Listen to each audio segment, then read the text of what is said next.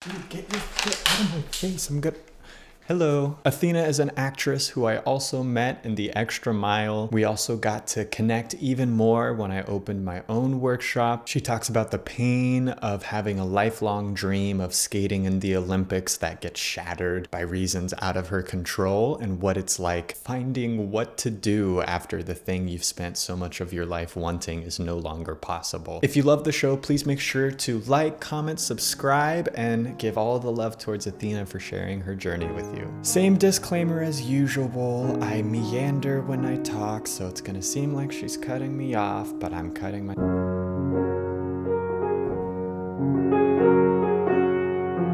So when I was about 3, my mom put me in swimming immediately, more to learn, just in case, you never know, like she's like, you're probably gonna be around water In case you through get, your whole life, so. Yeah, you get kidnapped on an island and you need to make a quick escape Exactly. or something like that, yeah. When I learned all the basics of swimming, I quit because she was like, I just wanted you to learn, and I didn't really want to do tournaments. Karate, I was awful at it. I don't know why. Really? My attention span was not there, and I couldn't pay attention, so that was out. Gymnastics, my mom wanted me to learn just to know, but they were like, no, we're not going to teach her unless she competes. Okay, so that was a no, but I stuck with skating. That's what I stuck with from when I was like 6 all the way until college. Yeah, and you teach it now, so Yeah. it's safe to say it stuck a little bit. Yeah. Were you the initiator of all of those, or was your mom the one that was pushing you to do all of those extracurriculars? My mom put me in everything so I could find something. A family friend of mine, she had a competition and she invited us. So then we went to go watch, and I was like, oh, I want to do that. Yeah. I thought it was so cool. And then my parents were like, okay, let's enroll her. So Well, because I heard the other day, I was not eavesdropping, but the conversation was in close proximity. You were telling, I think it was Jason, Yeah. how, hey, if you were at the Galleria at any point, I was definitely there. Oh, how, yeah. How often did you go to practice? before and after school, Monday through Friday and Saturday. Was it you that initiated that, or was it your mom that kept pushing you to practice? It was me. So starting so I was at the Galleria. I remember I begged my mom to take me to practice. Really? Yeah, kids don't do that. But I will say school was not my favorite. So I guess there's a give and take somewhere. I begged my mom. I was like, Mom, please take me, please take me. And some days she was like, it's getting late. It would be like 6 p.m. So she was like, no, it's late. We'll go tomorrow. As I progressed and I started competing, skating is so demanding. You cannot improve if you don't skate a minimum of 15 hours a week. Yeah, and I'm curious, was it at all isolating? Because I think of skating as a very individualized sport. You make friends along the way, but those friends I had since childhood, we are lifelong friends now. I'm sure, yeah. So, yeah, we went through a lot together, a lot of training, a lot of blood, sweat, and tears, really. It is isolating in the sense that, like, it just depends on what environment you're stuck in. Coaches, other skaters, other parents, it just depends on what's going on. And if it gets toxic, it's very, very isolating because you can't talk to anyone about it because you can't trust anybody. When it comes to putting in as many hours of practice and you actively wanting that, where was it coming from? Was it a genuine love? Was it this need for perfection? Well, in middle school, my dream was to be on Team USA. I was like, I want this so bad. And I was on a track where that could have been possible. And then I hit puberty.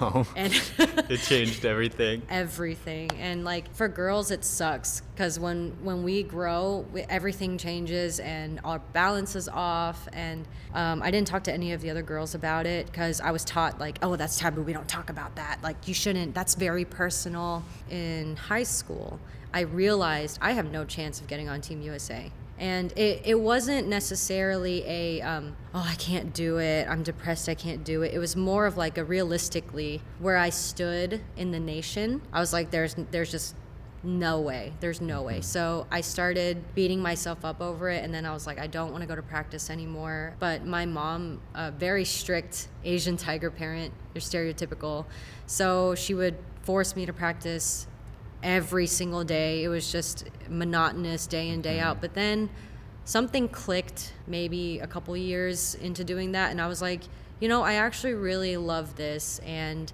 I'll just do it until I graduate. It's interesting how you went from loving it to almost hating it in a way and then falling back in love with it. What was life like in those moments where you saw that there was no future for you in being Team USA? Like, I feel like that must have challenged so much of who you thought you were. Yeah, I was heartbroken. Yeah. I was miserable. And one of my good friends now, she went through the same thing at a later time. In college, I still skated for fun, and I had to test out. My friend, it was like a mirror.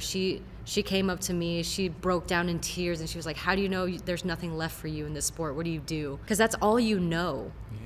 That's the thing I think. Especially when you put in all the work that you did, where, I mean, it seems like at one point it was literally your life. I would get up at 4:30, get to the rink, get on at 5:30, skate till 7, and then dip out and go to school. Get out of school, come back, get on the ice at 4, get off at 6. And then we had off-ice training and conditioning. So we would do like exercises off the ice to strengthen ourselves from 6 to 6:30. And then I'd get home at like 7, whatever, shower, eat dinner.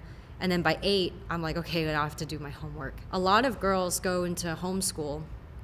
A lot of skaters go into homeschool to try to have time to be able to dedicate to their sport. When you say that your mom was like tiger Asian mom, was it just in skating? Did it manifest in other ways through your life, like school or anything like that? Oh yeah, it manifested everywhere. Just be as perfect as possible, but that was just not. I showed my parents, I was like, it was kind of sad because I basically constantly disappointed them intentionally just so they could get the picture that I'm not going to be perfect for you. Interesting. And in what ways would you actively disappoint them? Mostly with grades, because I was training so much. And I was exhausted because I have to wake up so early every single day, and I didn't have much time to study like everyone else did. And so I would go to school feeling like an idiot. And I know I'm not the smartest person, but I'm definitely not an idiot for sure. Definitely not, yeah.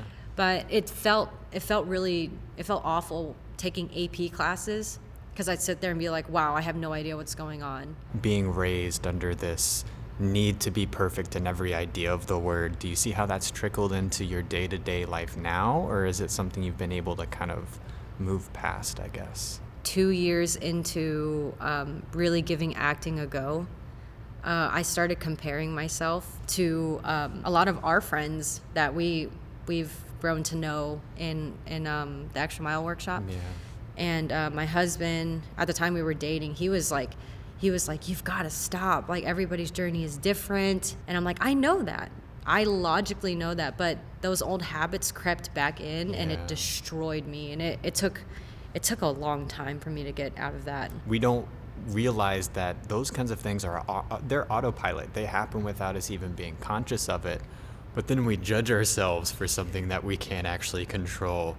When it's perfectionism specifically, it goes even worse because you're like, oh, well, I can't handle this, which means I can't handle that or that or that or that. So it definitely becomes like this domino effect for sure. I think I've gotten to the point where I'm not concerned with what other people are doing.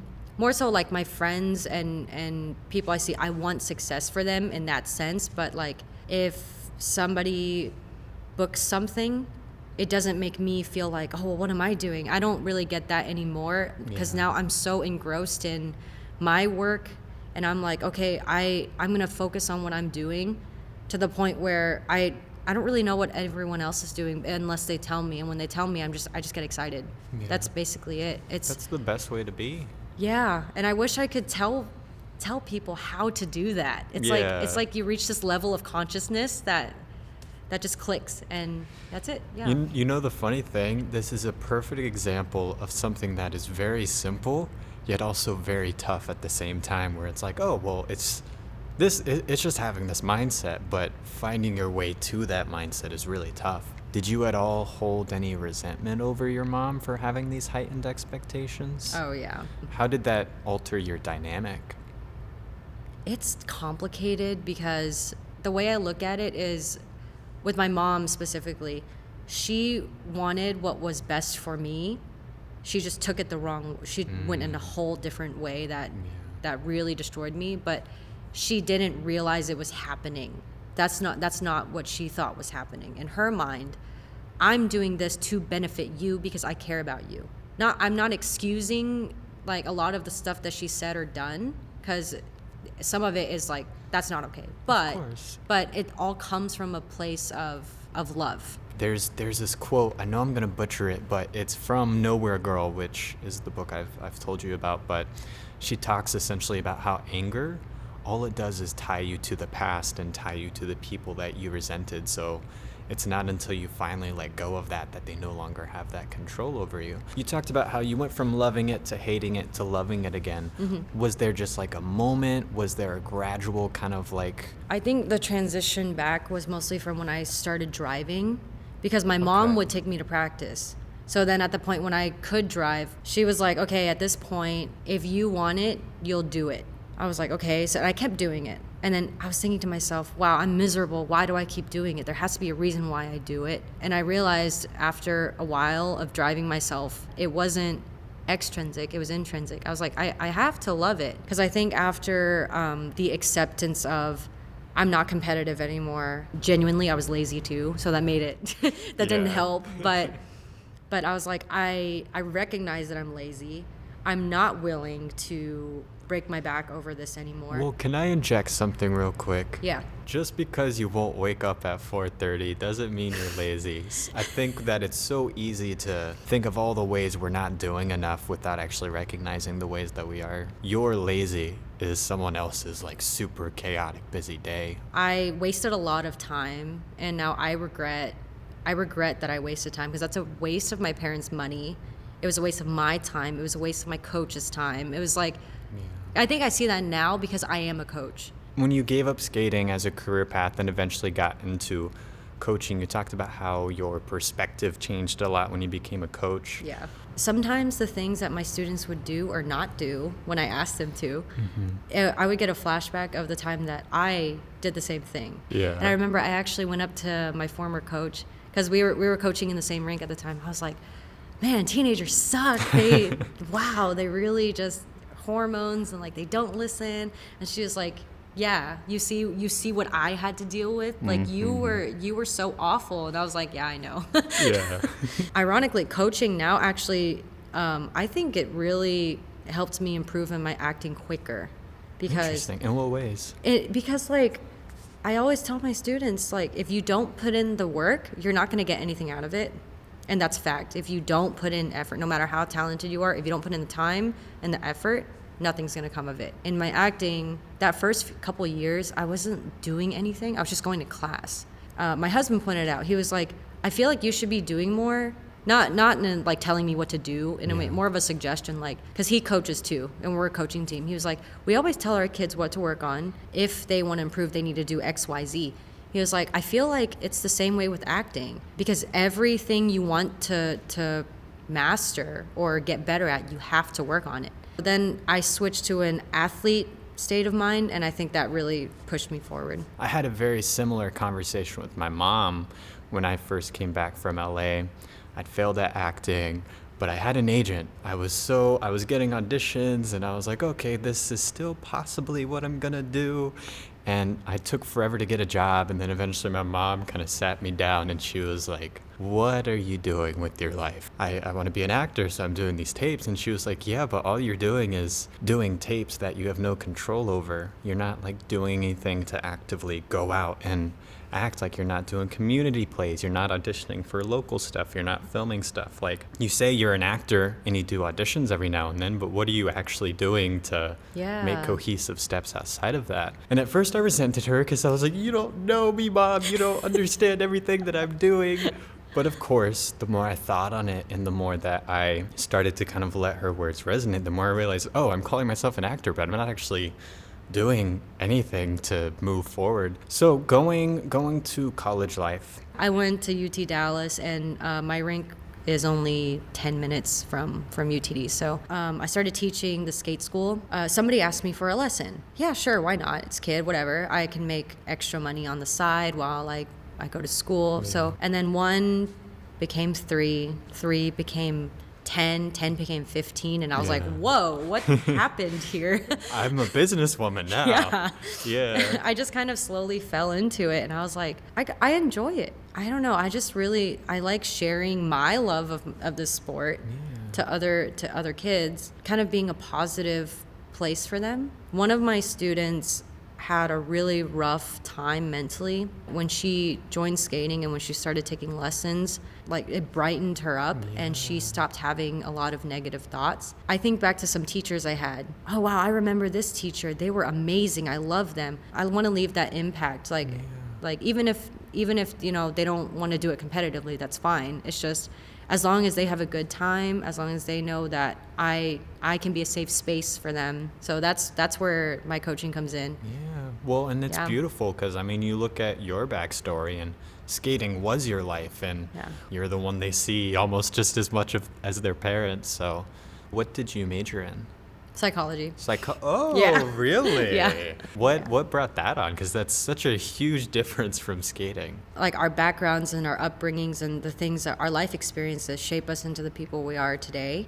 That was my curiosity. Human behavior, it's so interesting to me how we're all so similar but so Yeah. different at the same time. That sounds straight out of Oprah Winfrey's book, What Happened to You, where why am I this way? Why am I so X, Y, and Z? Whereas the true question is, well, no, what happened to you that made you this way? She always talks about how in every single interview, people are displaying the exact same fundamental core, just on different spectrums. Yeah, that's And really cool. psychology is like where those fall on the spectrum, which is really cool. So do you have like a bachelor's in psychology? Yep, Bachelor's of Science in Okay. Psychology, and I minored in Performing Arts. What like kickstarted acting? Was it just like, let me just minor in this and see what happens? Or was it something you genuinely were? I was always interested, and I never took the step forward because representation. This is why they say representation is important. Because the only Asian American I think I ever recall seeing, aside from Lucy Liu, was Brenda Song on The Sweet Life of Zack and Cody. Yeah. Oh, that's so cool. If she can do it, I can do it too. But then I watch movie after movie after show, and I'm like, there's only one. There's only one of me. How can I succeed in that? There's no way. And I talked to my parents about it. They said the same thing. They were like, how can you? At UTD, I needed credits. And I was talking to my husband at the time. I was like, I have no idea what to do. I was like, here. And I read off all these extra credit classes, I guess. And he was like, oh, acting sounds cool. Why don't you try that? I think you'd be really good at it. And then one class turned into another and another and another. And then when I saw my advisor, she was like, yeah, you have enough credits to minor in performing arts. Do you just want to do that? I was like, Interesting. sure, yeah. Might as well. After graduating, I was like, I think I want to give this a try. I started seeing more diversity on TV and stuff, shows like Fresh Off the Boat, as stereotypical as it is. More Asian American actors were showing up on screen. Maybe I can do this. And then I was thinking like, well, I have my degree. I'm coaching. And I'm trying to find a job where I can use my degree. And psychology is such a beautiful thing to have in your back pocket when it comes to acting and becoming different people. What are some ways that you've seen that influence your acting? Definitely through my empathy. Because as an actor, we have to try to look from somebody else's perspective. That's something I naturally always tried to do anyway. One of the really cool things I was going to share with you before I haven't had the chance, body language. One of the coolest little subcategories, I guess, of psychology is studying people's body language. There's a YouTube channel. I can't remember Is his it name. Observe? Yes. Yeah, yes. I watch him all the time. He recently did this. He's starting this series where he's going to analyze the body language of the actors portraying real characters and seeing how that translates to. Perfect. It's super cool and also super terrifying as an actor to think about someone going through. And I think that's so cool to incorporate that part of it and stuff like that in. Sometimes I'll associate my character with an animal. Sometimes you're like, oh, they have a golden retriever personality. Oh, that for kind of sure. thing. Yeah. So I think that's the furthest I've taken it for psychology. Aside from actual mental disorders, I haven't gone further yet. So I know you were talking about how your husband was one of the people that was able to encourage you to go into acting and all that kind of stuff. How long have y'all been together? We've been together for 6 years now. And that's really cool. So y'all coach together. In what ways has being with him emboldened you to maybe venture outside your comfort zone in ways that you wouldn't have done? Oh, this man shoves me out of my comfort zone. Yeah. If it's for my betterment. Of course, yeah. He's very analytical. So if he sees something that he realizes is not benefiting me, what I'm doing, he will call me out on it immediately. Like That's good. There's no sugarcoating it. Sometimes I do get a little bit hurt. I'm like, oh, thanks for that. He'll call me out on it, and then we'll talk it out, and I'll be like, okay, at this point I feel lost. I'm not sure what else I can do. And then if he doesn't know what to do, he'll be like, call up this person, reach out to this person. I'm sure they can help you more, but everything he does is to try to help push me further. Yeah. And that's what you want. Really appreciate it. Yeah, you never want to be with someone that's just like complacent and they're just like, oh yeah, it's cool. You want to be with someone that accepts and embraces you as you are, but also is constantly making sure that you do your best. And I think that's beautiful. What brought you to Glenn's class? I was on a set. I was on Scandal Made Me Famous. Oh, yeah. Somebody recommended Glenn's class to me and some other classes too. Oh, I think I need an agent. So I actually went on Linda McAllister's website, and then I went under resources, and then I saw the Extra Mile. Yeah. And I was like, oh wait, that's what that other person was talking about. I joke around a lot because almost all of my guests have at some point been in the Extra Mile, because that's how I've met almost everybody here. Yeah. Because I came back and I didn't have any friends. What are some personal ways that you could track that you started to grow? Because he has a very like metaphysical, strengthen your personal self and your work self will naturally kind of benefit from it. Were there any ways that he was able to influence that side of your life? Oh yeah, he built my confidence up so much, and I am forever grateful. He really, because I agree with him. If you believe in yourself and if you work towards it, you'll be able to do it. Yeah.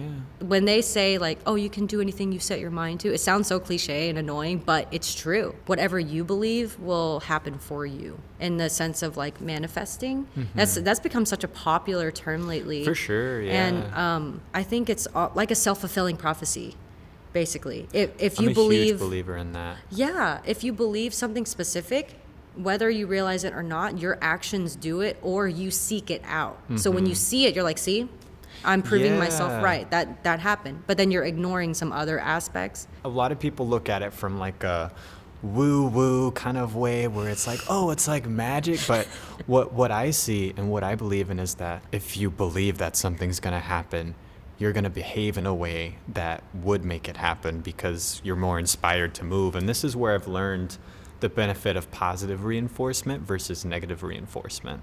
I learned it in the SPCA where you're dealing with dogs, and then I started applying it to my life. But the more that you're able to influence good actions versus discourage bad actions, the more positive steps you'll find you constantly take. And I see that being the same. I make all kinds of weird noises. I see that being the same with like the law of attraction and the power of manifestation. Oh gosh. I think in my peripheral I can tell that some people have started showing up, and now I'm like getting flustered. It's okay. This might be too personal. What would you say your beliefs are in terms of like a higher power and stuff like that? I find that a lot of people that believe in things like manifestation fall on a huge different spectrum of like faith and religion. I was curious where you fall. It's weird. I tell people I'm a Christian. To be honest, I don't practice it. I don't go to church. I don't read the Bible. So I feel kind of bad calling myself a Christian. I do believe there is a God. I don't know. It's weird. Like at the end of the day, I genuinely believe if you do good by people, you do good by yourself, and you always try to have the best intentions as you can, I think you're fine. That reminds me of Kristen Bell. She has a big thing she says where all of her decisions are based off of gauging whether it's more happiness or more suffering. Where the only thing that matters is, oh, is this making anybody suffer or is this making people happy? And that's kind of how she gauges. I might be butchering this, but it sounds very similar to the way you're describing it, where it's just like, if I'm a good person, I don't hurt people, I try to help people, then at the end of the day, that's all I need to focus on. What is it that made you become Christian? Like, was it something that you found? Was it something that your parents kind of put on you? Like, where did that kind of... My family is not religious whatsoever at all. So it was really cool growing up with like a blank slate because I didn't have any, I wasn't swayed anyway. Like, you got to really think for yourself. Yeah, like not this was bad, this is good, or don't do this, don't do that. It was literally just like whatever. When I was in high school, my best friend at the time, I was going through a lot and he was really helpful and he was there for me. And he one day was like, hey, come to church. I don't want to push you, but I think it'll help. I was like, all right, sure. So then I went to church and then I was like, oh, you know what? This is something to look to in a positive way. Faith is so cool because it's something you can lean on. Because, you know, some people just need that shred of hope when everything is just, when they're on rock bottom. And I think faith really, really helps people get through their tough times. So I think for me, that's what it was. But then as time went on, I got into some really negative experiences with Christianity. So then that started turning me away. And I was like, okay, well, I shouldn't turn away my own opinions and beliefs just because other people around me are pissing me off. Yeah. So I was like, okay, let me step back and let me think about what I really believe myself. And at the end of the day, I believe in God. I just don't do all the Christianly stuff. I don't do any of that. So the overarching theme is just finding what works for you. I don't even know what my personal belief is, but I end up talking about it on the podcast a lot because I'm so fascinated by mindset, and it's such a huge part of people's identity. It's not about anything being true or being right. It's about whatever helps you cope. Or not cope, maybe cope's the wrong word, but it's what helps you move through the day in the most positive way possible. Yeah. This has it's going somewhere, but I'm kind of curious, what was your first impression of me? I'm trying to remember. It was so long ago. It's interesting because we've always seen each other in passing, but we never actually talked or had a conversation or anything like that until you started coming to the workshop. We've always greeted each other super positively. And I remember seeing scenes in class and telling you you're awesome. I love your work. I mainly ask because I just remember being so intimidated by you. Everybody says that. That's why I was asking. I was curious if that was me or if that was something that you get a lot. No, I get that all the time. Because I'm curious why that is. Maybe because you come from that athletic background and you're very good at just putting in all the work. It's kind of, I don't know though. DB told me the same thing. Yeah. He was like, man, you really intimidated me. I was like, I got to get my shit together. I was like, why? I didn't do anything. Yeah, no, it's funny when we talk to you, it's oh, you're very sweet and open and it's awesome. You always come across at least as very comfortable and confident in your skin. Of course, that's going to be intimidating to a ton of people. I've gotten from people that it's my resting bitch face. Oh. So I actually did used to have a really bad resting bitch face, and I worked on it to be more approachable. It was my best friend in high school at the time, because I told him, I was like, why do people think I'm scary? And he was like, it's the way you look when you just walk by. He was like, I would never approach you. And I was like, oh, no, okay. I was like, I promise I'm not I'm not scary or mean. So I started working on that. I think it improved, but even now, I'm still getting that same impression, wow, you intimidate me. When I was younger, I let too many people walk all over me. And so I've gotten to this point where nobody's gonna walk over me. Yeah. Don't even try. So I think that's the kind of vibe I come off with now. That might be why it's a little bit more intimidating. I could definitely see that. In what ways would you let people walk over you? Such a people pleaser. Bend over backwards for people, do everything for people. I was like, I can't do that anymore. Would it maybe be something that you could see being a result of growing up in that environment where you had to be perfect all the time, so it was almost this need to uphold that image? And so no, I actually think it came from a place of insecurity, because when I was little, I guess I was socially awkward and I just didn't have any friends, and I could tell people didn't like me. So I would do things for people to the point where I was like, okay, you probably have to like me now because I'm doing all the stuff. What was it that got you out of that? Was it just a night and day, you know what, I'm fed up, I'm done doing that? Was there a specific time someone walked over you just a little bit too far? Definitely a relationship. Yeah. I allowed stuff to happen. I allowed too much. And then I was like, I cannot do this to myself anymore. I've got to stand up for myself. I've got to make sure I put my foot down, just not let people take advantage of me. How long were you in that relationship? Almost 2 years, I think. Was it one of those things where it started really nice, but then slowly over time the true colors were revealed? Yeah. When did the warning signs start happening, I guess? And if I ever start venturing too deep, just let me know and we can... Oh, yeah. No, I'm more than comfortable with sharing with you. I think like 3 to 4 months. That's when it started taking a turn. Really? So what took so long for you to finally like be at that breaking point after 2 years if you started kind of seeing it at 3 months? Well, I don't know if have you ever been in an on and off relationship? No. Yes. Ish, yeah. I used to judge people for doing that. Like, oh, they treated you so bad. Why do you keep going back? But then I was in that position. I think at that point, the on and off part wasn't me just allowing stuff to happen. It kind of was, but at the same time, it was whatever it is that keeps people going back. Mm-hmm. I was in that loop. And then I was like, well, if I'm going to cut it off, I have to do it, like really do it fully. So I think that when I really flipped a 180, that was to force myself to not go back and to realize that this is better for both of us to move on. It's so cool being able to talk to people that have gone through those kinds of experiences and hear them on like Dax Shepard's podcast and all that kind of stuff, because there are such a wide range of reasons people don't leave or people get stuck in those situations, whether it's financially or whether it's fear-based or the only man you've ever actually genuinely loved, and you don't want to believe that they're actually intentionally doing this, and yet they are. When you say on and off again and there's that thing that kept making you go back, what was that thing? Was it the love that you were craving? Was it just comfort, ease? And I'm sure it's changed over time as you reflect on that kind of situation. I always think about, like, I look back at myself and I'm like, God, you were so dumb. Why did you keep doing that? That's a human condition. Yeah. Well, now I can say that. Yeah. At the time, that was I had been in a relationship before and like broken up before. This one hurt so much. I think I was like, I have to try to make it work. It was good. We had a good time. Like the first few months were great. We can do that again. And then it took so long for me to realize that it's a two-way street. So if I keep hoping for something to change, it's not going to change. I was toxic too.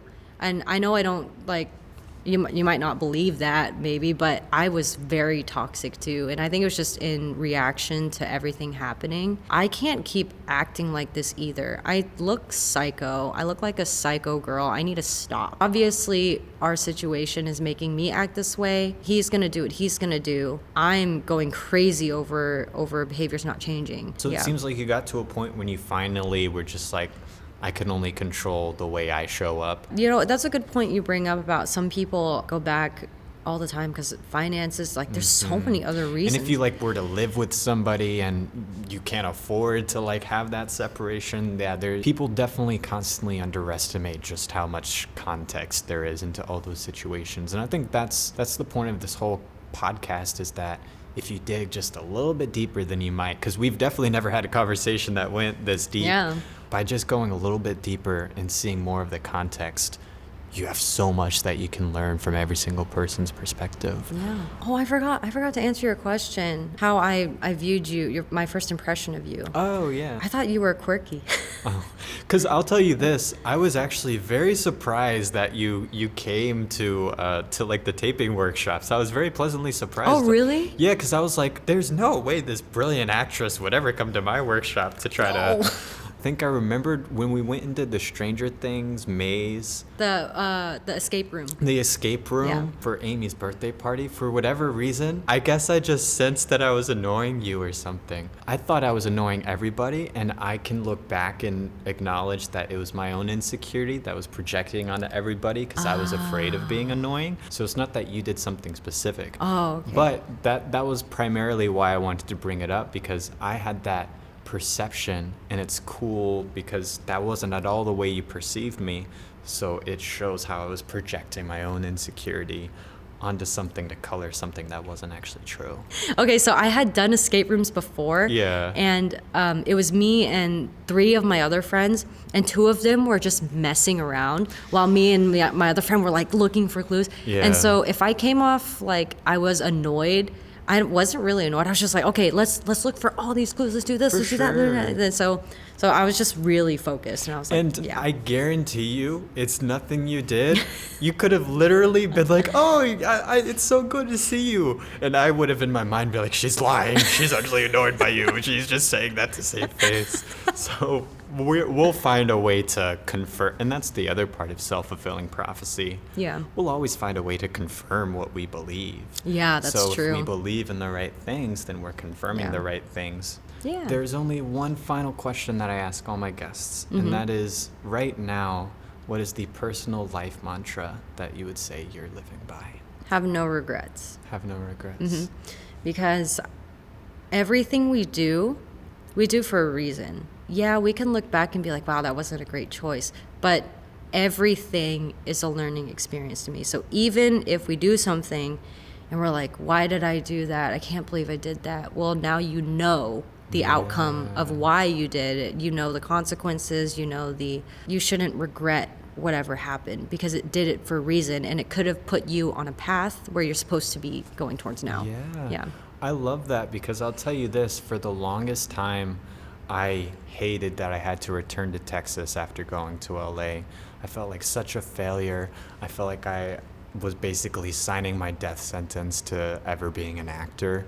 And then I came back and I've met so many beautiful people. I genuinely think if I hadn't come back and gotten that foundation that I was lacking in LA, I wouldn't be where I am today. Were you there when Brad Sham came to the Extra Mile? Yeah. He said one thing that stuck with me that's very similar to what you said, which is you never know the end of a story while you're standing in the middle of it. What may seem like a huge grievance and tragedy in the moment might actually, somewhere down the road, be exactly what you needed to get to where you needed to be.